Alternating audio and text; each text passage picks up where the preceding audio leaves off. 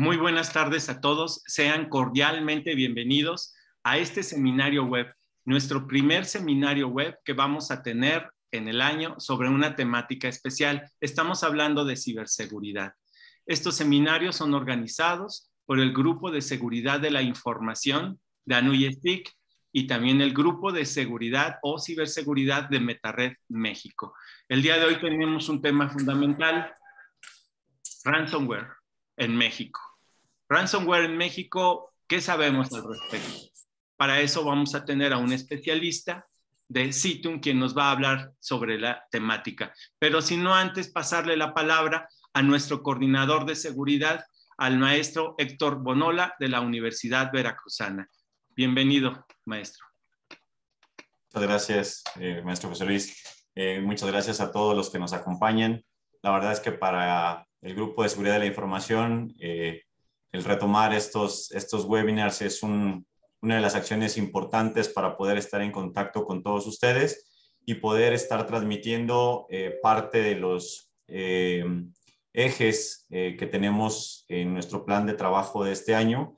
Y bueno, centrado sobre todo a través de la difusión, la divulgación, la concientización de todos estos riesgos a los que estamos expuestos y sobre todo el cómo podemos protegernos y cómo podemos ser más conscientes de estas situaciones que se nos pueden presentar tanto en nuestra vida laboral como en nuestra vida personal. Y pues como decía el maestro José Luis, el tema del día de hoy, pues algo muy importante que parece como un mito, como parece algo alejado de las instituciones de educación, pero que la verdad es que está más cerca de lo que creemos. Y nada, agradecer a nuestros amigos de Citum, particularmente aquí a Víctor, que nos va a impartir esta plática. Y bueno, esperamos que este sea el inicio de un largo año con diferentes webinars en donde nos acompañen y tengamos ahí retroalimentación de parte de ustedes. Muchísimas gracias. Le doy la palabra a la maestra Julia, quien es nuestra coordinadora del eje de difusión de seguridad de la información. Y bueno, de quien nos apoyamos mucho para el tema de la organización de estos webinars y quien nos va a presentar ya directamente a nuestro ponente. Entonces, maestra Julia, adelante, por favor. Gracias a todos. Claro. Gracias, maestro Bonola, José Luis, y a todos los que están asistiendo a este webinar. Retomar, nuevamente estoy pues con el honor de compartir estos espacios y como acaban de mencionar, con este tema relacionado a ransomware, que es una ciberamenaza que cada vez es más común y ha ido evolucionando. Para darles un poco el contexto, por ahí hay una universidad en Illinois que abrió sus puertas en 1865, sobrevivió a la crisis económica de 1887, a un gran incendio en 1912, a la gripe española en 1918, a la Gran Depresión, a la Segunda Guerra Mundial, a una crisis financiera del 2008, pero en diciembre del 2021 sufrió un ataque de ransomware. Y con esto no pudo. Entonces, como pueden ver, la verdad es que este tipo de amenazas ha ido evolucionando y es importante conocer, prevenir y saber cómo actuar. Pero para profundizar más este tema, tenemos un invitado muy especial, un experto en el campo, Víctor Zurich Reyes Vázquez, que es especialista en ciberseguridad. Sí, voy a pasar a leer una breve semblanza. Es ingeniero en sistemas computacionales, egresado de TESCO Tecnológico de Estudios Superiores de Coacalco, entusiasta de la ciberseguridad con más de 6 años de experiencia en tecnología, herramientas políticas y los estándares relacionados con los sistemas de seguridad y las respuestas a incidentes. Como integrante del equipo de Citum CERT, es responsable de la ejecución del plan de respuestas a incidentes en cualquier riesgo de seguridad y para identificar vectores de amenazas, capaz de remediar o coordinar esfuerzos con los equipos de trabajo. Entonces, le voy a dejar los micrófonos a nuestro invitado. Muchas gracias. Pero antes, por favor, recuerden que nos pueden hacer llegar sus preguntas, sus dudas, comentarios en el chat. Y con gusto, al final, nuestro invitado responderá a todas sus inquietudes. Muchas gracias, Víctor, y le dejo la palabra.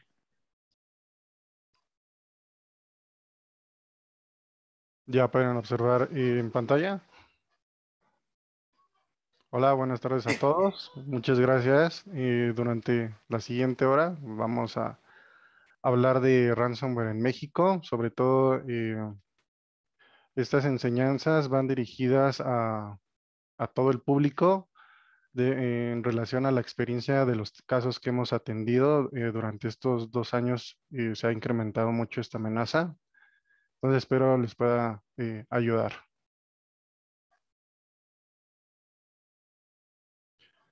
El día de hoy trataremos con el ransomware a través del tiempo, cuál ha sido el mayor impacto de estas amenazas, de lo que va del 2017 en la actualidad, el ciclo de vida de un ataque de ransomware, esto con la finalidad de poder identificar en qué etapa nos encontramos cuando estamos siendo afectados por este tipo de amenaza, cómo implementar o qué es necesario para un proceso de respuesta a incidentes y algo muy importante que debemos de tener en cuenta es la comprensión de las tácticas, técnicas y procedimientos que usan estas células delictivas.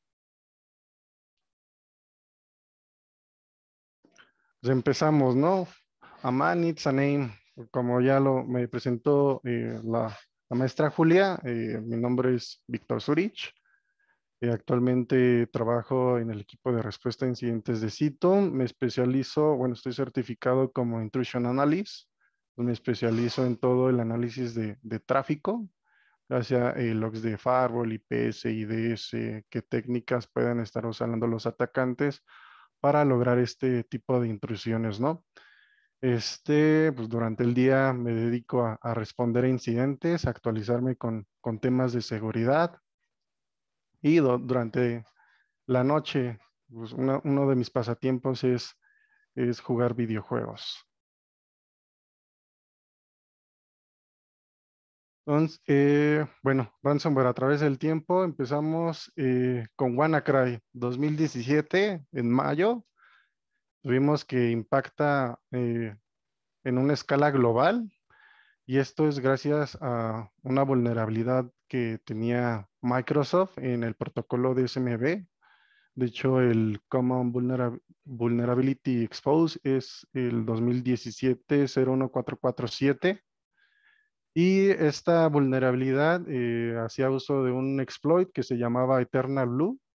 Este exploit era en ese tiempo un exploit de día cero desarrollado por la Agencia de Seguridad Nacional y utilizaba una puerta trasera que se llama Double Pulsar. Aquí lo curioso es de que a pesar de que pasó en mayo, Microsoft ya había realizado el parche de seguridad en marzo.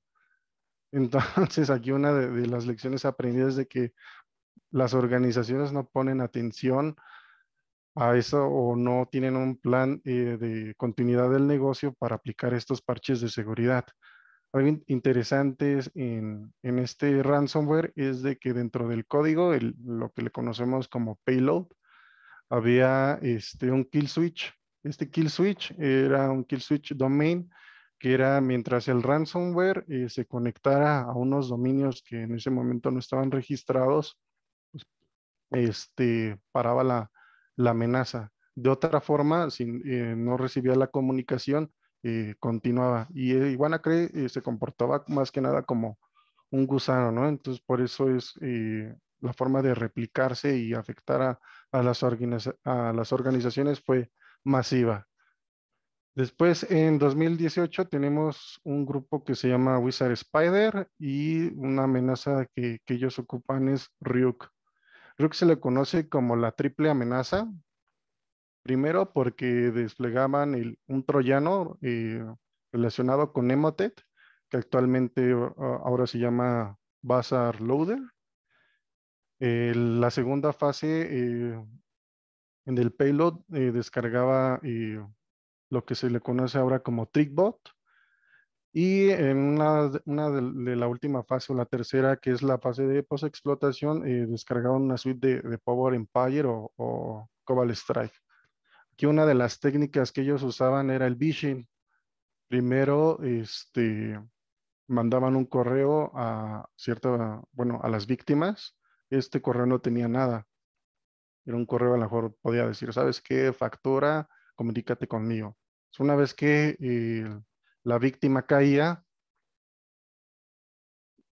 esta célula tenía como un tipo call center, y entonces por medio de una llamada telefónica les decían, ¿sabes qué? Te va a llegar tal correo, ábrelo, ¿no? Y en ese correo venía este código ofuscado en el que usualmente usan Visual Basic Script, y aquí se pueden, para explotar esta amenaza, habilitaban las macros. Bueno, la víctima habilita las macros y empieza su fase de infección, ¿no? En 2021, una de estas células son detenidas por agencias de inteligencia, y en 2019, de 2019 a 2022, empezamos a ver otro esquema de negocio para estos ciberactores, lo que se conoce como Ransomware as a Service.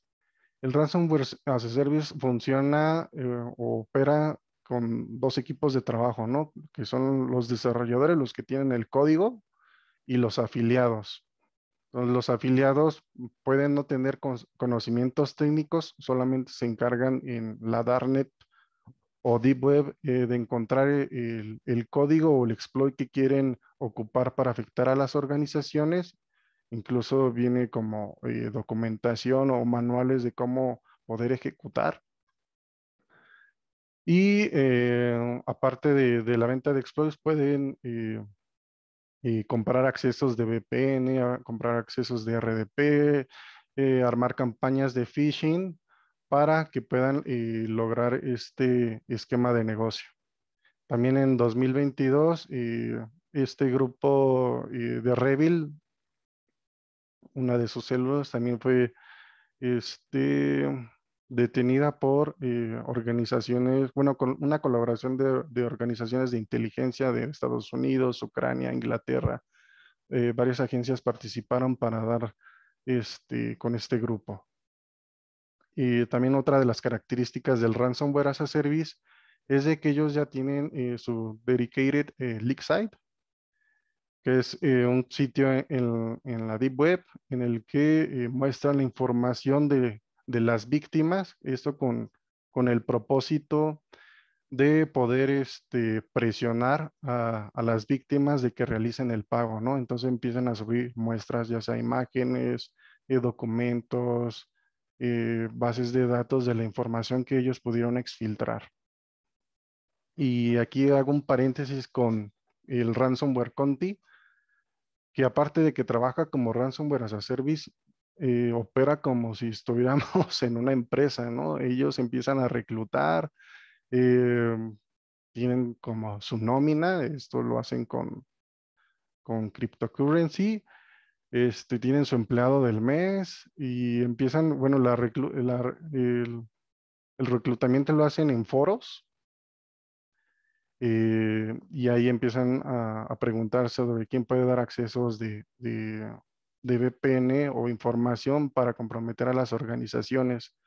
Y uno de los impactos más mediáticos que ha tenido Conti actualmente es cómo ha afectado a Perú y a Costa Rica sobre todo, que ha comprometido a diferentes múltiples agencias de gobierno.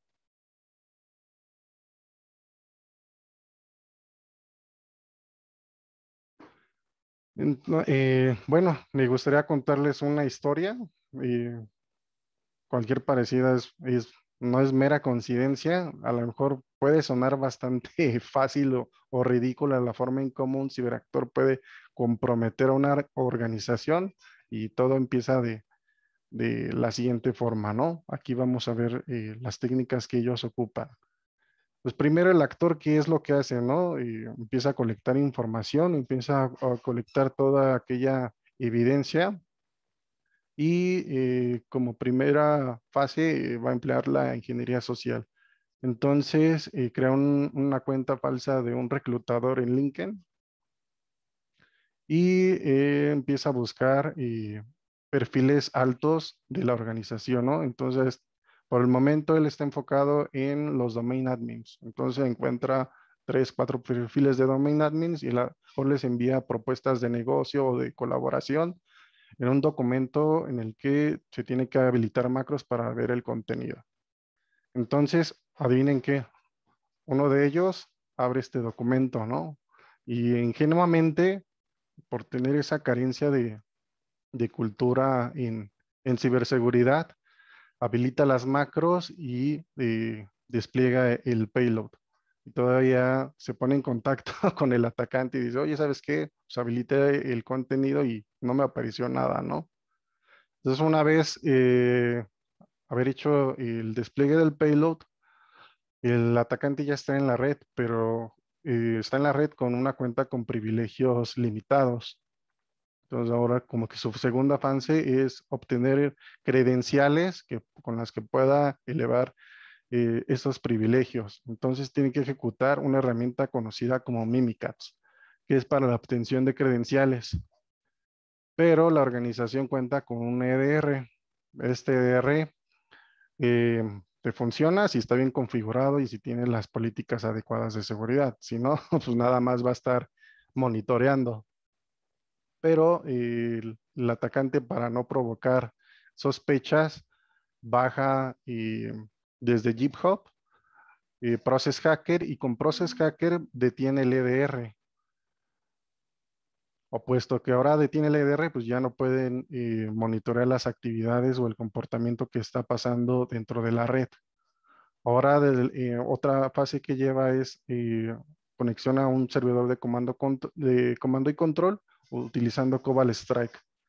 Entonces en Cobalt Strike existen beacons y estos beacons son utilizados para generar esa comunicación de comando y control, pero estos beacons pueden ser modificados y esta modificación que hace el atacante, este beacon lo nombra como java.exe.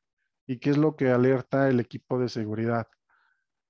Porque salen las herramientas, este tipo de comunicación anómala, pero como el proceso que lo generó se llama Java, y Java, si te pones a investigar, es un proceso del sistema, pues lo marcan como un falso positivo, ¿no? Entonces el atacante pues ya se metió hasta la cocina.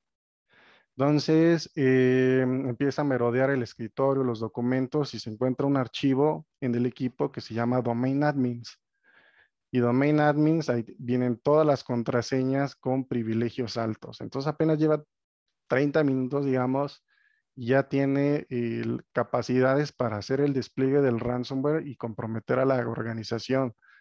Entonces tiene que uno de sus objetivos es exfiltrar información, y empieza a exfiltrar toda la información posible a través de servidores de alojamiento en la nube. Esto es con Mega, Dropbox, Azure, cualquiera que sea. Y el SOC ve también esa comunicación y se pone en contacto con el administrador que ha sido comprometido. Y dice, ¿sabes qué? Estamos viendo volúmenes grandes de datos que se están conectando a la nube, ¿no? Y el desconocimiento a lo mejor de este usuario, de este administrador del directorio activo o algún servicio crítico, comenta, pues a lo mejor como no tienen idea de lo que está pasando, dice, pues probablemente son actualizaciones del servidor, ¿no? Por eso estás viendo ese flujo de tráfico, y el SOC, pues al no estar interesado o a estar confiado de lo que le comenta el, el administrador, pues cierra el ticket. Entonces, este es como que la forma en que últimamente operan. Como les comento, suena fácil, a lo mejor suena ridículo, pero suele pasar.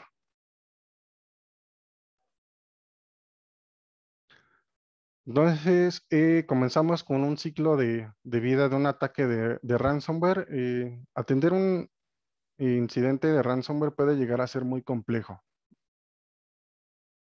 pero entendiendo el ciclo nos puede ayudar a nosotros como profesionales de seguridad a reconstruir las etapas de un incidente y tomar las decisiones adecuadas para poder reaccionar en cada etapa, ¿no? Los atacantes tienen dos objetivos principales. Uno, obtener toda la información confidencial que puedan eh, obtener de la organización y realizar la exfiltración. Y la segunda es desplegar el ransomware para realizar el cifrado de la información y como modelo de negocio pedir el famoso rescate en el equivalente a una criptomoneda, una cantidad en dólares, lo tienen que pasar a una criptomoneda. Entonces, en nuestra experiencia de los casos que hemos atendido, siempre es súper importante tener identificados los vectores iniciales de ataque. Y en vectores iniciales de ataque tenemos accesos por RDP. Con la pandemia esto empeoró bastante porque muchos de estos servicios están expuestos a Internet y se convirtieron en el objetivo para los atacantes. Tú puedes hacer una búsqueda en Shodan y poner RDP y vemos que alrededor del mundo están 6.864 servicios expuestos. Y aquí en México tenemos 42 servicios expuestos de RDP. Otro también de los vectores iniciales de ataque es el phishing. El phishing pues puede ser walling cuando es una campaña muy bien desarrollada por los grupos delictivos y esto va enfocada a perfiles como un CEO o de alto perfil, ¿no? Ya sea el spear phishing, smishing, vishing y todas estas técnicas utilizando siempre la ingeniería social, ¿no? La manipulación a la víctima o al ser humano. También encontramos que otra de las técnicas es explotación de alguna vulnerabilidad, ya sea de día cero o alguna vulnerabilidad que lleve años y no ha sido parchada. Y normalmente esta explotaciones son a través de ejecución de código remoto o evasión de los controles de seguridad de las diferentes tecnologías que puedan tener las organizaciones. Para la fase de postexplotación, aquí depende del tipo de acceso que pueda llegar a tener el atacante después de iniciar con un vector. Entonces, como les comentaba, de primera mano tiene que elevar privilegios. Si ya los cuenta, pues puede hacer estas actividades con frameworks como un Cobalt Strike, un Metaexploit, un Power Empire, ¿no? Si no, pues tiene que enfocarse a hacer el reconocimiento de la red, deshabilitar los mecanismos de seguridad. ¿Y cómo lo va a hacer? En reconocimiento director activo puede usar herramientas propias del sistema, ya sea un NetExe o un NLT test. Esto con la finalidad de a lo mejor buscar cuentas de usuario que pertenezcan a lo mejor a grupos de VPN, de RDP, de privilegios altos. Y puede ser por herramientas de terceros como una Define, un Bloodhound, AD Recon. Estas son herramientas que ya tienen scripts, tú ya solamente tienes que ejecutar los parámetros indicados para obtener la información necesaria y con esto tú poder tener mayor visibilidad de lo que está pasando en la organización. También pueden usar network scanners o password dumpers. Esto igual con la finalidad, con la finalidad de poder obtener las credenciales con privilegios altos. Y una vez que ya tengan esta información con los frameworks que les mencioné, pueden hacer una infinidad de cosas. Entre las más comunes, pues es escanear la red, volcar credenciales, descargar y ejecutar otras herramientas que normalmente es malware, realizar ejecución de scripts, las actividades de movimiento lateral y usando una infinidad de tácticas. Para la parte de exfiltración de datos, cuentan con la mayoría de los ransomware cuentan con Dedicated Leak Site, que son sitios donde van a exponer a las organizaciones que han comprometido, como lo es ahorita Conti. Conti tiene su propio sitio, Hack tiene su propio sitio, y así una infinidad de, este, de variantes de ransomware. Y estas pueden ser vistas o pueden ser consultadas de dos formas. Una es desde la dark web, utilizando un nodo de Tor, y otra es un sitio que se llama Ransom Watch, que toma screenshots de lo que han publicado en los sitios de estos grupos. Para parte de cómo exfiltran la información, puede hacerlo de dos formas, ¿no? Utilizando herramientas legítimas, pueden usar el mismo servidor de comando y control que usaron para comprometer a la organización, o incluso usar la misma infraestructura de la organización, como puede ser un file server. Y como herramientas legítimas tenemos el uso de Rclone, FileZilla, WinSCP. Y como servicios en la nube tenemos, bueno, Rclone también maneja en su suite, tiene comunicación con todos estos servicios en la nube, o pueden hacer mediante las aplicaciones de estos servicios, como lo es Megasync o la gente de Dropbox.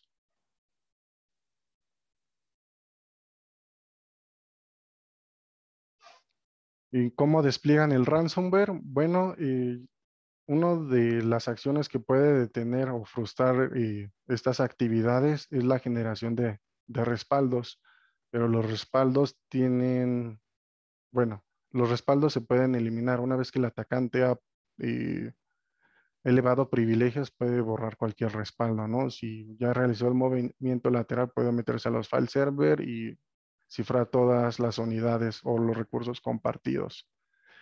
Y muchos de los administradores de los servidores pues, no siguen una famosa regla que se llama de 3-2-1, ¿no? Tres respaldos en dos medios diferentes y que al menos uno de ellos sea fuera de línea. Tampoco tienen la buena práctica de habilitar el doble factor de autenticación, y con esto pues le hacen la vida más fácil al atacante para hacer la eliminación de respaldos, que en Windows comúnmente hacen el borrado de los volume shadow copies, que son los puntos de restauración de los equipos. Y en cuanto a soluciones de seguridad, nos encontramos muchas organizaciones que se quedaron en la seguridad de hace 10, 20 años, ¿no? Donde solamente con un firewall, solamente protegiendo el perímetro y a lo mejor un antivirus es suficiente.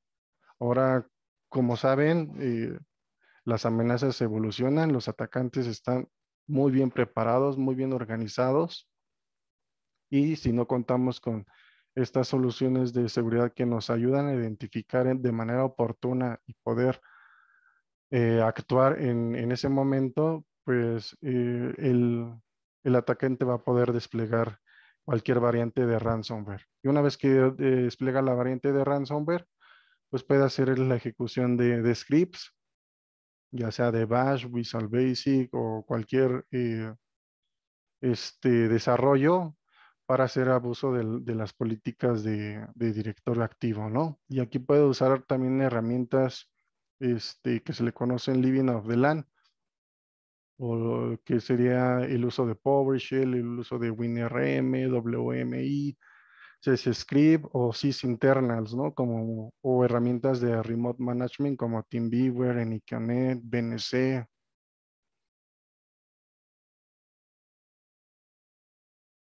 Para el proceso de respuesta a incidentes, aquí es súper importante determinar si el incidente de seguridad está en curso. Aquí es fundamental empezar a armar una línea del tiempo. Hay que recordar que en promedio un atacante lleva 197 días en la red, o más bien, está 197 días en la red antes de ser detectado. Entonces, pues, puede hacer bastantes cosas. Y aquí los objetivos es determinar el vector de ataque inicial, qué herramientas y tipo de malware nos están afectando, cuántos sistemas fueron afectados y determinar qué tipo de objetivos o hasta dónde pudo llegar el atacante. Para la preparación de un incidente de seguridad, tenemos la figura del CISO, que es el que tiene la capacidad de solicitar y obtener la información de toda la organización de forma rápida, y este va a estar ayudado por un líder del incidente. También tenemos otros equipos de trabajo como el líder de remediación y los equipos auxiliares. El líder de remediación va a ser una persona con conocimientos técnicos, al igual que el líder del incidente. Sin embargo, aquí la asignación de responsabilidades cambia, porque un líder de remediación debe ser aquella persona que ejecute las acciones correctivas, la evaluación de daños y que pueda mejorar un plan de recuperación ante los desastres. Y los equipos auxiliares es cuando una organización cuenta con servicios como un SOC, o a lo mejor tiene otra empresa que les maneja software y ese software fue afectado por terceros. Cualquier otro activo que haya sido afectado durante de esta amenaza deben de estar también involucrados para realizar las medidas correctivas. Otra de las fases es la recolección de datos. De primera mano, como líder del incidente, tenemos que realizar entrevistas, ¿no? Y estas entrevistas son con el objetivo de responder qué pasó, cómo es que pasó y si se identificó el responsable o el famoso paciente cero. Podemos hacer también adquisiciones por medio del live response. Eso es cuando las organizaciones cuentan con un agente de EDR o scripts para hacer un triage forense, que esto nos va a dar como una fotografía del estado actual del equipo. Y aquí es bien importante por qué estamos haciendo documentar, por qué se obtuvo ese triage o a qué vector de ataque corresponde, por qué es necesario investigarlo o recolectar esa evidencia. Y hay que dar prioridad a nuevas pistas de investigación. La parte de memory collection, aquí es más útil hacer un análisis forense cuando no tienes ni idea de lo que pasó, ¿no? O sea, de tu primera investigación, cuando lo haces por medio de un trash forense, no tienes pistas de lo que ha estado haciendo el atacante, no sabes cómo llegó el malware. Entonces este tipo de actividades lleva más tiempo, ¿no? A lo mejor un trash forense te lleva de un día a dos, y a lo mejor un análisis forense te lleva de 15 hasta 20 días, ¿no? Y entonces hay que darle prioridad a lo que nos pueda aportar nuevas pistas y nos pueda dar un rumbo a la investigación. Y una vez que recolectemos todos estos datos, es súper importante preservar la evidencia. En la parte, bueno, un comentario es de que cuando estemos siendo afectados por ransomware, es súper importante no apagar los equipos, debido a que muchas de las ejecuciones del malware pasan por la memoria RAM. Entonces, si apagamos los equipos, se pierde esa información y perdemos esas pistas que nos puedan orientar a llevar a responder de una forma más efectiva. Entonces, nada más lo que se sugiere es desconectar el equipo. Si tienes un agente de DDR, pues lo puedes aislar mediante el agente. Para el análisis e investigación de datos tenemos que investigar bastantes fuentes. Una es recuperar las muestras de malware. Si tenemos EDR o ICM, empezar a hacer investigaciones de todo lo que alimenta estas soluciones de seguridad. Como les comentaba, la parte de imágenes forense o triage, una te va a llevar más tiempo que otra. Los logs del antivirus y la parte de los servicios de red, ¿no? Hacer toda esa recolección de qué es lo que está viendo mi IPS, mi IDS, mi WAF, todas aquellas soluciones que tengamos tienen que ser analizadas, porque muchas veces Uno como analista de un centro de operaciones se enfoca en las alertas que las soluciones están bloqueando, pero en un incidente de seguridad es bien importante empezar a hacer revisión de qué es lo que está pasando en mi red, todas aquellas alertas que pudieran ser de criticidad baja o informativas, y con el triage forense también nos podemos dar una idea de todo lo que está con los eventos de auditoría del sistema, todo lo que está pasando o pasó durante el incidente de seguridad.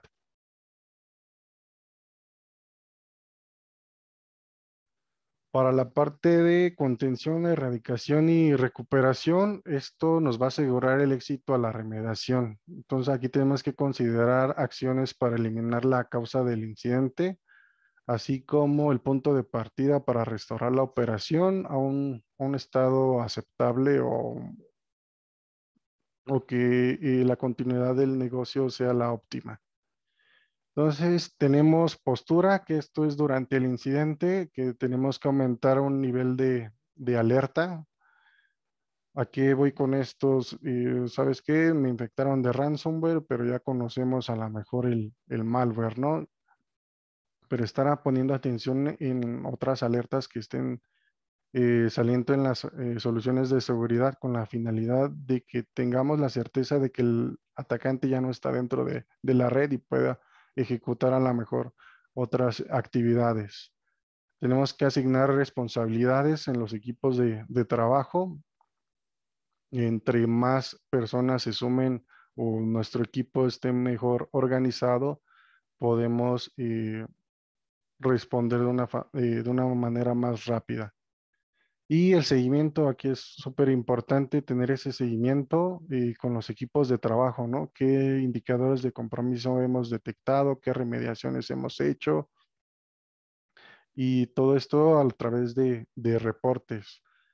En los primeros días del incidente se sugiere a lo mejor llevar ese seguimiento diario y como vayamos obteniendo pistas o estos indicadores de compromiso, se va a empezar a lo mejor ese seguimiento cada 3 o a lo mejor una vez a la semana.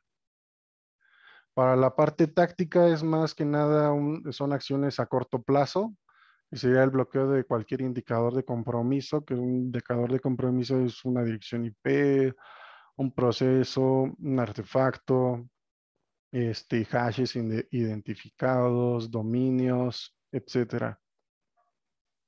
Cuando se comprometen las cuentas, es importante hacer el cambio de inmediato de las contraseñas, habilitar el doble factor de autenticación.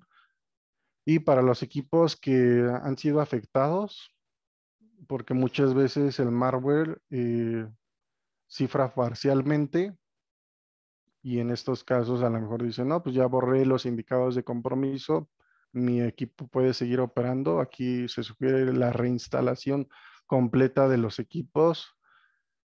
Y en la parte del CISO, que es la parte estratégica, considera un anuncio público o interno de lo que les está pasando en la organización. Para la parte de estratégica son actividades a largo plazo, que serían mejoras en el proceso, como la creación de políticas, el plan de respuesta a incidentes, qué procedimientos se van a llevar a cabo, definición de criterios para el intercambio de información con otras entidades como lo son los CERTs, qué esquema de colaboración van a manejar para poder estar al día de las amenazas o qué impacto puedan tener en el negocio. Y en la parte también el NIST define 3 esquemas o estructuras de trabajo. Un equipo puede ser centralizado, donde nada más ese equipo va a ser el encargado de toda la organización. Puede ser también distribuido, que son varios equipos de trabajo, de acuerdo a la especialidad que ellos manejen, van a estar participando en el proceso de respuesta, o puede ser coordinado, ¿no? Tú tienes tu equipo de seguridad, pero contratas a un tercero para que te pueda ayudar con la respuesta a incidentes.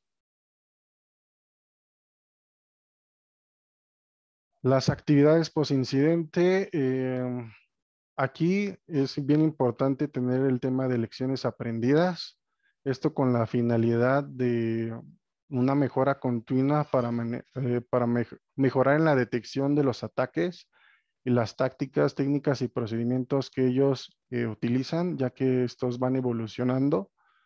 Hay que enriquecer también el programa de seguridad, hacer esa conciencia en los usuarios. Ya hoy en día es súper necesario tener esa conciencia o esa educación en ciberseguridad y cumpliendo estas fases de prevención, detección y respuesta, lo podemos englobar a una actividad que se llama threat hunting y esto nos va a dar la capacidad de encontrar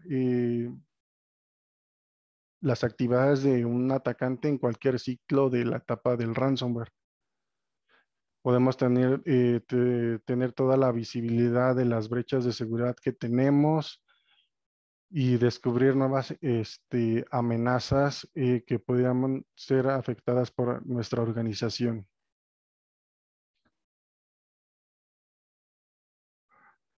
La parte de comprensión de tácticas, técnicas y procedimientos es algo notorio. Como lo dice aquí Sun Tzu, conoce a tu enemigo y conócete a ti mismo y saldrás triunfador en 1000 batallas.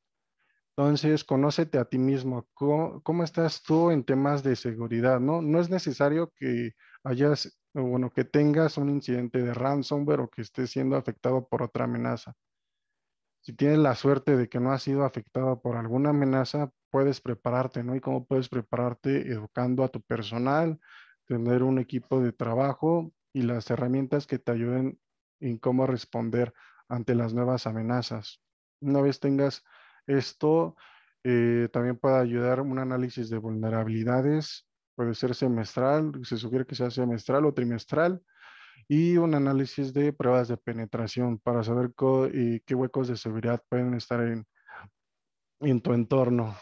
Y en la parte de conocer a tu enemigo es entender cómo ellos operan. Los atacantes siempre van a estar mejor preparados que cualquier equipo que opere, ya que ellos es su modelo de negocio.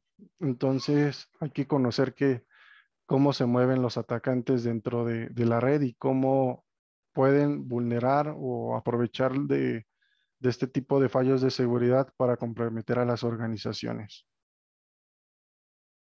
De los casos que hemos atendido durante estos últimos 2 años que se incrementó en México, alrededor de un 60% los ataques. Y México es uno de los países, bueno, ese es el segundo país mayor atacado de Latinoamérica.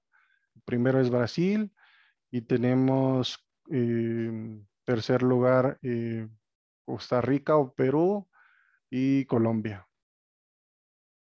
Entonces, para la obtención de acceso inicial usan técnicas y estas técnicas se les conoce.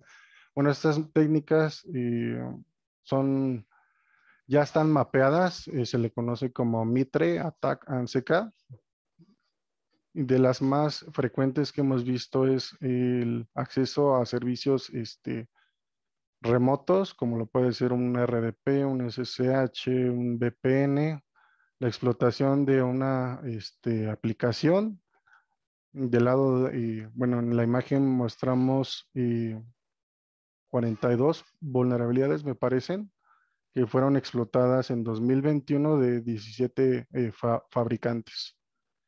Por ejemplo, en la parte de los accesos remotos, esos los puedes también conseguir en el Black Market, en tiendas como Russian Market, Odin, Wes, RDP, XLead, Infinity Shop. Y estos accesos por RDP cuestan en promedio $17. Entonces, consideras bastante barato conseguir estos accesos. Y para explotar una vulnerabilidad o ver qué tan vulnerable los servicios expuestos en las organizaciones Podemos usar herramientas como Masscan o Shodan y ver estas vulnerabilidades que estamos mostrando. Para la parte de phishing, pues como saben, ahorita Quadbot, Emotet, Treatbot, Bazaar son campañas activas y que están cambiando constantemente, ¿no? Ya el bloquear una dirección IP o una dirección de correo ya no es suficiente. Cambian estas, yo si, no les quiero mentir, pero a veces cambian hasta por día. Y para la cadena de suministros, el compromiso, uno de los casos también que se dio es con Revil.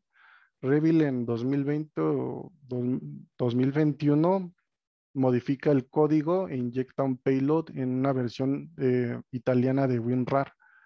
Entonces, el usuario al confiar, bueno, más bien el atacante compromete algo que el usuario confía y despliega ahí la amenaza de Revil. Y el backdoor de Sunburst fue también un caso muy sonado con el tema de SolarWinds Orion. Tú descargabas una actualización y esa actualización te lleva el backdoor de Sunburst. Para la parte de ejecución de código malicioso, vemos muchas sentencias de PowerShell hoy en día. Ahí en el ejemplo vemos una sentencia en el que está ofuscada en base 64 y tiene algunos parámetros de cuando se ejecute este código, uno lo vas a ver en tu escritorio, bueno, en tu pantalla, ¿no? Ya que se ejecuta de manera silenciosa. Y al desofuscar esta cadena en base 64, la instrucción es de comunícate al servidor de comando y control y descarga otra muestra de malware para que puedas ejecutarla y con eso desplegar el malware. Y en la segunda es una sentencia más sencilla, en el que igual son parámetros parecidos, pero aquí ya el comando y control viene en texto claro. Y ese comando de control solamente vivió cuando comprometieron a la organización. Entonces nosotros al dar con este comando de control ya estaba dado de baja. Es por eso importante tener los registros de seguridad adecuados y esas configuraciones de políticas de auditoría para detectar este tipo de actividades. Obtención de persistencia puede ser a través de cuentas válidas. Normalmente son cuentas por RDP o VPN de servicios expuestos. Estas cuentas normalmente tienen privilegios limitados, por lo que va a buscar hacer esa elevación o eludir los mecanismos de seguridad. La creación de cuentas. Vemos en casos que hemos participado que hacen el uso de NetExec y agregan cuentas al grupo de domain admins. En este ejemplo agregan la cuenta de support a domain admins. Entonces el administrador de directorio activo pues le sonaba como una cuenta válida, pero no era una cuenta utilizada para generar persistencia, el atacante pudiera generar esa persistencia. A la parte de boot o logon o servicios o programas que inician con el sistema, tenemos siempre un gran indicador, una fuente de investigación es buscar en las llaves de registro y en las tareas programadas lo vemos mucho en las notas de ransomware. Crean estos servicios o tareas para que cada vez que reinicies tu equipo te aparezca el mensaje o algunos grupos de ransomware usan el aplicativo de Utox, que es un aplicativo de mensajería ultra segura y esto es con la finalidad de que tú te pongas en contacto con ellos. Para el acceso de credenciales, igual puede ser por fuerza bruta, atacando a los servicios de VPN o RDP o haciendo el dump de credenciales, ¿no? Y esto ya puede ser con herramientas de SIS internas como es el proc dump o igual haciendo uso de lo que le llamamos Living of the Land con el Registry Exe, que hace una colección de la Hive, que el Hive es un registro que contiene claves y valores, y en los directorios activos vienen los hashes de los passwords. Entonces con esto pueden colectar información. También otra técnica que ellos usan es copia del archivo del ntds.dit. En los controladores de dominio igual contiene hashes y contraseñas del directorio activo. Entonces, esta obtención de archivos puede hacerse con una herramienta de Microsoft que se llama NTDC Util. Y una vez teniendo este archivo, pues ya nada más lo puedes descifrar, usar a lo mejor una herramienta en Python que se llama Secrets Dump.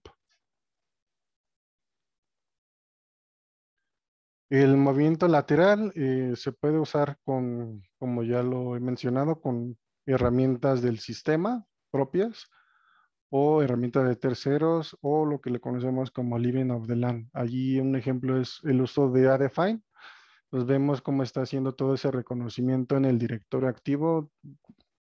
Pide en resumen el listado de usuarios, computadoras, políticas, todo lo que pueda ayudarle al atacante a ver cómo está la organización desde el directorio activo. Y otro ejemplo es con el uso de un agente EDR, pudimos obtener este tipo de herramientas. La primera, como pueden ver, es PSExec, que es una herramienta de acceso remoto, de ejecución de código remoto, que lo usan los administradores de los servidores. Sin embargo, aquí fue utilizada por el atacante. Y otra que se llama CVS Host. Y tú dirás, bueno, CVS Host es parte del sistema, ¿no? Pero aquí no es parte del sistema. CVS Host no reside en C Windows. Entonces era una parte bueno, una técnica de ofuscación que utilizó el atacante. CVS Host, en ese caso era un malware que se llamaba Neshta y era parte de las actividades para el despliegue del ransomware Lockbit. La exfiltración de datos, esto puede hacerse ya sea y que el atacante recolecte de forma local en el equipo, que es lo que le interesa. Otra es de que tenga acceso a file servers o a recursos compartidos y manda toda la información a un servidor de alojamiento en la nube. Y aquí igual un caso, ¿no? Una variante de ransomware, lo que hizo el atacante es borrar toda evidencia en los eventos del sistema de que había ocupado el servicio de rclone. Y este servicio, bueno, o esta evidencia la podemos obtener analizando el sistema de archivos que es conocido como la MFT. Entonces, usó rclone y aquí un pequeño ejemplo de cómo rclone puede manifestarse. Como les había comentado, rclone maneja, bueno, tiene parámetros de que se puede conectar a cualquier servidor en la nube. Para el despliegue de ransomware, aquí tenemos una parte de código de una variante de ransomware, cómo lleva sus operaciones. Y siempre vamos a encontrar que inhiben el sistema, que borran todo lo que tiene que ver con los puntos de restauración del sistema, por lo que no se puede regresar a un punto anterior para a lo mejor prevenir o recuperar la información que ha sido cifrada. Y el cifrado ya sea parcial o total de datos, ¿no? Que usan algoritmos robustos. Unos ejemplos pueden ser AES o RCA.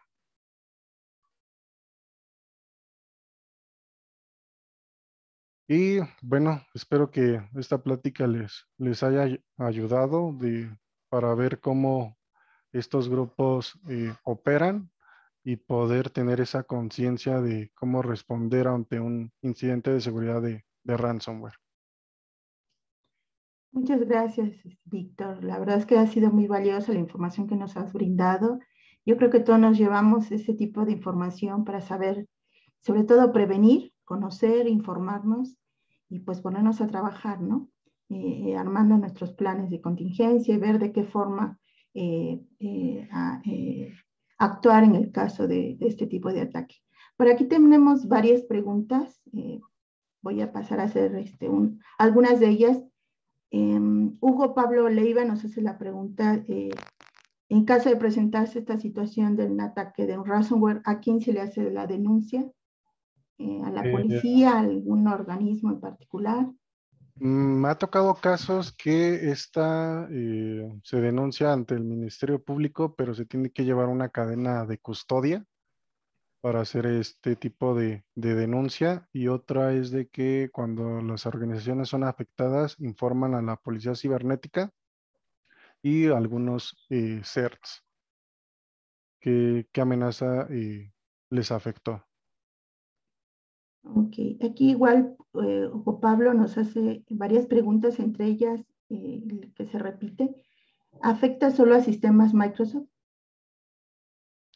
No, desafortunadamente nos afecta a todos, ya sea en móviles, recuerden, por ejemplo, en sistemas SCADA, lo que pasó con Stuxnet. Hay ransomware también para Linux, para Mac, o sea, no estamos exentos a un, a una afectación, ¿no? Digo, en Microsoft es porque es un sistema operativo popular, lo usan millones de personas. Yo creo que si lo hiciéramos de una escala de 1 al 100, yo creo que más del 97, quedaría de 97 a 100 personas ocupan Microsoft Windows. Si está identificado como delito el ransomware, no conozco bien la legislatura aquí.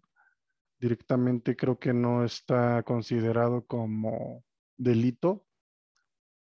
Se puede considerar a lo mejor extorsión, pero me parece que en Estados Unidos sí agarran a las personas que ejecutaron o desplegaron la amenaza, sí los llevan a prisión, a juicio más bien. Sí, yo creo que en ese aspecto en México pues todavía hay mucho, mucho que hacer, ¿no? Otra pregunta que nos hace igual Hugo Pablo, ¿afecta también a celulares? Aparte de tener buenos respaldos, ¿qué otras precauciones se pueden tomar para anticipar esa amenaza, ese tipo de amenaza? Sí, se afecta también a celulares. Digo, como les comenté, las amenazas evolucionan. Y aquí un caso a lo mejor muy sonado es lo de, bueno, no sé si están enteradas, pero a lo mejor lo que le pasó a Jeff Bezos, ¿no? Eh, un- Aprovecharon de una vulnerabilidad de día cero en WhatsApp. Lo que pasa, uno de sus contactos, que era una persona de alto rango en un país, le envía una imagen y dentro de esa imagen habían ofuscado código. Nos comprometieron su celular y de ahí podían ver de que estaba siendo infiel, y con esto de que se enteraron de que era infiel Jeff Bezos, lo quisieron extorsionar. Jeff Bezos los mandó al carajo. Y sí, pues los celulares también pueden ser víctimas, ¿no? También una de las campañas, a lo mejor les ha tocado de que les llegan ofertas de trabajo o que se puedan unir al equipo de Amazon con grandes beneficios, unos salarios exorbitantes, y viene un enlace, y en ese enlace eh, pues viene el código malicioso que a lo mejor no te puede descifrar el el celular, pero puede acceder a tus datos, y con eso a lo mejor venderlos a otros grupos delictivos con la finalidad de a lo mejor eh, hacer presión con tu información y que tú llegues a pagar, ¿no? Ha pasado mucho en Colombia que les llega este tipo de mensajes, roban la información de contactos y les están diciendo a todos sus contactos de la víctima que debe dinero o que hizo tal acción delictiva y que necesita ser presentada, o más bien necesita ser divulgada, pues una persona que no tiene nada que ver con lo que está pasando. Sí, exacto. Es otra parte importante, el papel que juega educar a los usuarios, ¿no? Que conozcan y sepan qué hacer en el caso de algún tipo de incidente. Alfredo por aquí nos pregunta, ¿dónde consultar las estadísticas más recientes de los sistemas operativos y dispositivos más vulnerados por ransomware? No, también me faltó contestar la última de los respaldos. Ah, sí, Sí, perdón. ¿qué otra cosa pueden hacer? Es aumentar el cómo educas o concientizas a tu personal o a tu equipo de trabajo, a tu organización. Y como se los comentaba, si ustedes no han sido afectados por ransomware, la verdad que padre, pero yo digo que deben de aprovechar este tiempo o esta oportunidad que tienen para prepararse. ¿Y cómo prepararse? Mediante simulacros, ¿no? Y ¿sabes qué? Vamos a ver cómo reacciona tu personal ante una campaña de phishing, ¿no? Mi personal sabe detectar el phishing, cómo me está reportando, qué acciones mi personal de seguridad está llevando para que esto no se despliegue. Igual lo que les comentaba, a lo mejor es hacer análisis de vulnerabilidades, pruebas de penetración, y con esto podemos orillar, bueno, no podemos orillar, podemos incrementar las capacidades para no ser víctimas de un ataque de ransomware. Ok, gracias. Respecto a Alfredo, ¿dónde podemos consultar estadísticas más recientes de sistemas operativos o dispositivos que han sufrido este tipo de ataque? Cada fabricante tiene una sección en su sitio, o existen páginas donde llevan el concentrado de las vulnerabilidades que están expuestas. Por ejemplo, Microsoft tiene cada segundo martes del mes lanza actualizaciones importantes, y con ello viene un boletín que te describe, ¿sabes qué? Existe vulnerabilidad en servidores de Exchange, ¿no? O existe esta vulnerabilidad en el Windows 10, y estas vulnerabilidades son de ejecución remota de código, elevan privilegios, evasión de mecanismos de seguridad. Entonces ahí te puedes informar de las vulnerabilidades que son actuales y que bueno, van de la mano con el fabricante. Si tú tienes en tu organización, oye, sabes que yo tengo Fortinet, pues consulta con el fabricante, consulta el sitio de qué vulnerabilidades o qué parches de seguridad ellos están liberando, para que tú puedas determinar qué tan, si es que te afecta en tu organización. Ok, gracias. Raimundo Sergio Noriega Loredo nos pregunta, la medida más recomendada es no apagar los equipos, pero sí desconectar la red, ¿es así? Desconectarlos de la red, sí, que Ok, no tengan salida a internet. No apagarlos para que no se pierda la información que ujú. reside en la memoria, y desconectarlos de internet, o que no tengan esa salida de internet, es con la finalidad de que no esté recibiendo instrucciones del servidor de comando y control. Ok, gracias. La siguiente pregunta de Alejandro Martínez Varela. Tenemos estadísticas de casos de ransomware en México. ¿Cuántos usuarios afectados? No tengo bien el dato, les mentiría si les Ujú. contesto esa pregunta. Ok. Con la siguiente, ¿Dónde consultar? ¿Dónde ¿o consultar? en dónde consultar? Sí, ¿dónde ¿Algún lugar, algún consultar? sitio? Ay,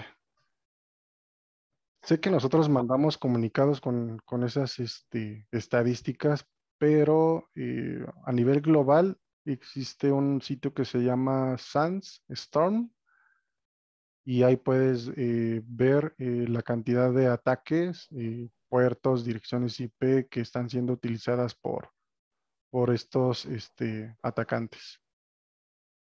Ok, gracias. Mauro Flores Dice, buenas tardes, muchas gracias por este valioso aporte. Tengo una pregunta. ¿Cuál sería la primera medida de protección o seguridad a implementar teniendo el firewall Fortinet y dominio en la SUB? ¿Cuál sería la primera medida de firewall? Ok, de firewall Fortinet, como lo vieron en la lámina, hay una vulnerabilidad de ejecución remota de código y de dirección ay, se me fue el nombre. De directorio transversal. Y esta permite al atacante elevar privilegios o obtener accesos con privilegios mediante VPN cuando el firewall tiene el servicio de VPN sincronizado o desplegado al directorio activo. Y si no actualizan en ciertas versiones, me parece que es la 6.3 a la 6.6. Si tienes una versión anterior, puede ser, o bueno, los atacantes las están ocupando para acceso a la red.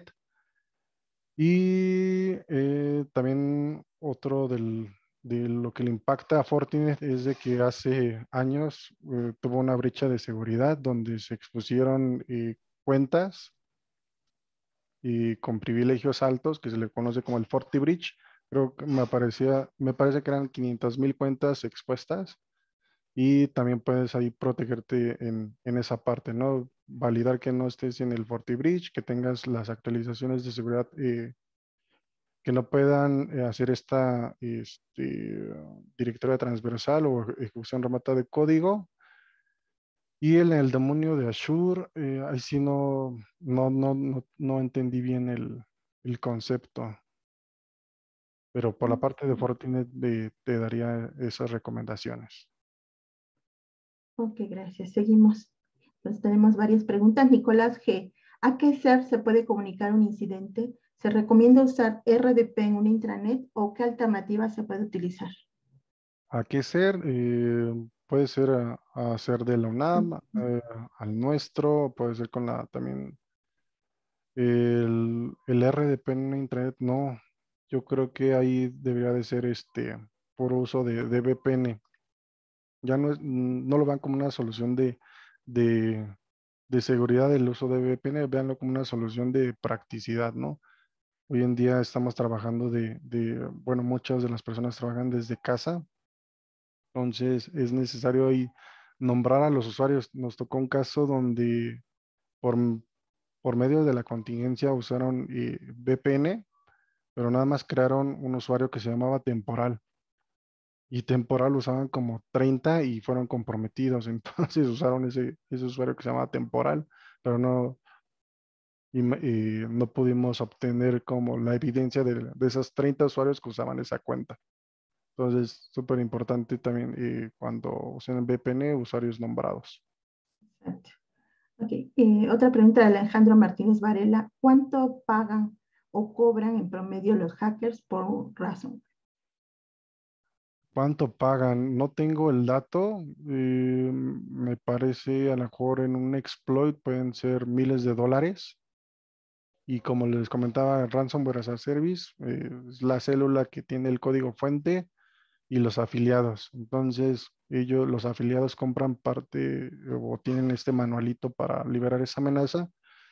Y una vez que los afiliados comprometen a la organización, tienen que dar una retribución como del 35-30% a los dueños del código fuente.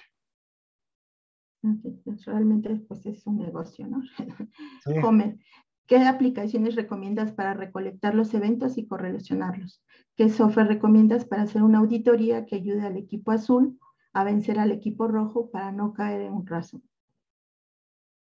¿Qué aplicación recomiendas? Más que aplicación, yo diría que todas las organizaciones debían de tener las políticas adecuadas.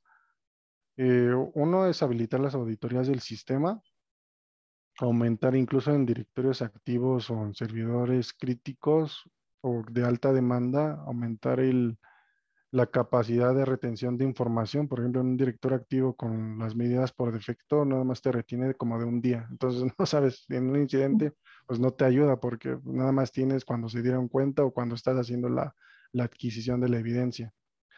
Y otra es toda esa información, toda esa colección de datos, siempre alojarla en un SIEM. De cualquier solución de seguridad que tú tengas, es importante que tengas un SIEM para que tu equipo pueda realizar las investigaciones más rápidas o efectivas y no se pierda información, porque también a lo mejor en el firewall luego ya no tienen capacidad de almacenamiento y dicen, no, es que ahorita no estamos guardando datos y todo pasa por todo lo que ves es en tiempo real, pero podemos dejar una captura. Y es a lo que voy, pues ya de nada sirve que metas una captura cuando ya te diste cuenta, sino debes de tener esa información antes. Como les comentaba, son 197 días en promedio que un atacante está en la red. Ok. Hugo Pablo Leiva, ¿a quién se puede contratar para que nos haga un hackeo ético para que nos prevenga de amenazas? Mm, esto ya se volvió comercial. Digo, hay diferentes empresas. La nuestra ofrece esos servicios de análisis de vulnerabilidades, pruebas de penetración, incluso también hay servicios de análisis de código de tu sitio web para ver qué tan vulnerable está. Ok. La siguiente, Daniel Salazar Falfán, ¿qué porcentaje de información puedes recuperar cuando has sido víctima de un ransomware sin pagar, claro? No, no se puede recuperar. Como les No. comentaba, pueden hacer el cifrado parcial. Si es parcial, corriste a la mejor suerte, ¿no? De acabar 20, 50, 80% de tu información no se cifró. Pero en este esquema de negocio de ransomware as a service no se puede recuperar la información, a menos de que pues en una brecha de datos o cuando, no sé, alguna agencia de seguridad y con el grupo pueda revelar la llave para poder descifrar tus datos, pero no se puede, al menos en variantes nuevas. Ok. Asistente anónimo, ¿cómo cuantifico el impacto de un incidente de ransomware? Cuantifico el impacto de un incidente de ransomware. Mm. Bueno, aquí es importante tener claro que en el proceso de respuesta a incidentes vas a tener que llevar todo ese control documental de lo que les comentaba. Tenemos un líder del incidente y un líder de remediación. Entonces, el líder de remediación se va a encargar de hacer bueno, tener el impacto al negocio, y el líder del incidente va a tener, ¿sabes qué? Cuántas cuentas fueron comprometidas, cuántos equipos se vieron afectados, con la colaboración del equipo de líder de remediación es poner a trabajar ese plan para hacer la continuidad del negocio. Pero ¿cómo cuantificas? Pues más que nada es la recolección, que conozcas tu red y que sepas hasta dónde llegó durante el día del incidente, ¿no? Sabes que tengo 80 equipos afectados, pero en el momento del ataque yo tomé ciertas medidas, como por ejemplo desconecté todos mis equipos de internet, quité el acceso a internet de todos los usuarios y nada más se quedaron en esos 80 equipos, ¿no? Ok. Gracias. Asistente anónimo, si los datos son cifrados y desconozco si fueron exfiltrados, ¿debo notificar al INAI por el tema de datos personales? Eh, no, ahí sí no. Ujú. No sabría responder el procedimiento ante el INAI. Digo, puedes consultar a lo mejor brechas de terceros, como hay foros donde exponen la información de, ¿sabes qué? Comprometieron a tal organización Por ejemplo, un caso muy sonado, ¿no? Hay bases de datos del INE que son antiguas y pues viene tu dirección, ¿no? Todos los datos que ellos te, te solicitan. Pero cómo puedas reportarlo ante el INAI, no lo sé. A lo mejor en el sector bancario, cuando se comete fraude o cuando se vio comprometida tu cuenta bancaria por brechas de terceros, ahí creo que sí puedes proceder, pero en algún otro tipo de información lo desconozco. Ok, gracias, Víctor. Alejandra Martínez Varela, ¿es recomendable contratar los servicios de aseguradoras versus ransomware? No nos ha tocado casos de que, digo, lamentablemente las organizaciones no invierten en temas de seguridad hasta que son afectadas. Entonces, no sé si existe actualmente aquí en México una empresa de que esté asegurada ante el ransomware. Sé que hay empresas que ofrecen sus servicios para recuperar la información, como para negociar con los grupos delictivos. A lo mejor si te están pidiendo, no sé, $1,000,000, entra esta empresa y se pone a negociar, sabes que te vamos a dar 500,000 y esos 500,000, pues 100,000 son para mí, ¿no? Ok. Raimundo Sergio Noriega Loredo, ¿son importantes el cambio de contraseñas por multiautenticación como medida bien valorada por ransomware? ¿Me pueden repetir esa pregunta, por favor, Juli? ¿Son importantes el cambio de contraseñas por multiautenticación como medida bien valorada por ransomware? Sí, sí es importante. Aquí una de las cosas es diseñar una política de director activo en el que no permita el usar la contraseña que usaste a lo mejor hace 2 veces, ¿no? Que te pedía el cambio, ¿no? O sea, incrementar el periodo de tiempo y, por ejemplo, en información confidencial se sugiere que tu token del doble factor de autenticación o tu aplicación esté separada de tu teléfono personal, ¿no? Que solamente uses un dispositivo para emplear este mecanismo o recibir este token o este código que esté como alejado de cualquier interacción que puedas tener a lo mejor en tu dispositivo móvil. Bueno, perdón, creo que eso fue más que todo un comentario, Raimundo, no tanto una pregunta. Hugo Pablo Leiva, ¿se puede romper por fuerza bruta la llave de cifrado de un ataque de ransomware? No, son, es un cifrado muy robusto que te llevaría, aunque tenga, yo creo que un equipo cuántico, y eso, digo, no vamos a encontrar un equipo con esa tecnología, pero no te va a llevar muchísimos años.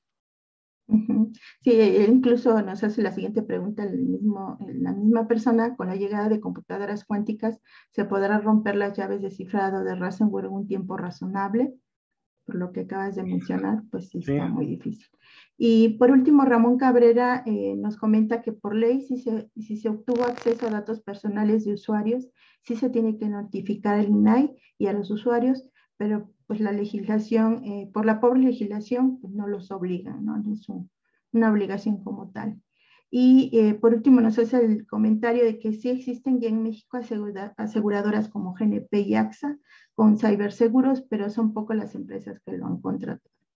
ok, muchas gracias, Ramón. Ok, pues la verdad nos queda mucha tarea por hacer y la información que nos has dado es muy importante. Hay que implementarla y pues muchísimas gracias, Víctor, por todo lo que nos acabas de mostrar. Es muy valioso. Te agradecemos el grupo de seguridad y a Nuyestick por tu participación. No sé, No, gracias maestro a ustedes, Héctor, si eh, quiera comentar algo por, más. José Luis, por darme la yo creo que es un... oportunidad de narrarles o de forma, bueno, el objetivo era concientizarlos cómo cómo operan estas células con los casos que hemos llevado, ¿no? Sí, muchísimas gracias.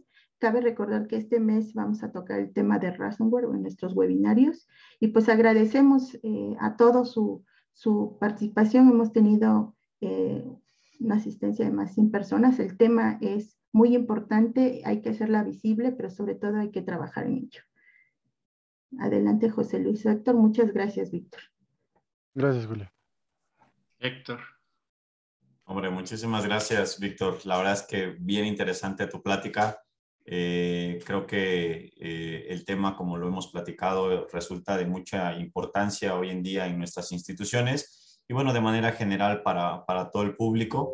La verdad te agradecemos mucho por la charla y bueno, esperamos contar contigo en otras sesiones.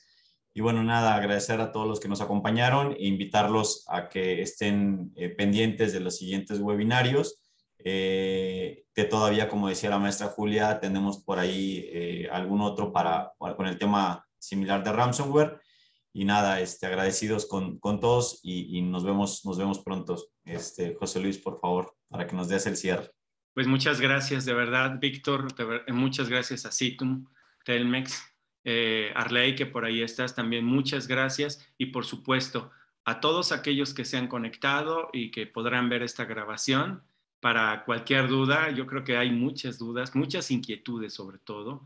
Y creo que, como bien comenta Víctor, pues es una probadita, ¿no? Sobre la temática. Hay mucho todavía por aprender para nosotros, mucho que colaborar. Definitivamente creo que la colaboración es bien importante para atender este tipo de circunstancias y estrategias, ¿no? Muchas estrategias justamente que debemos llevar a cabo para tratar de mitigar o cuando menos tener conocimiento de causa y más si llega a suceder, ¿no? Es un riesgo y como tal pues debemos ya considerarlo. Gracias a todos y pues que tengan una excelente tarde. Aprendamos más de ransomware. Gracias a todos. Gracias, gracias.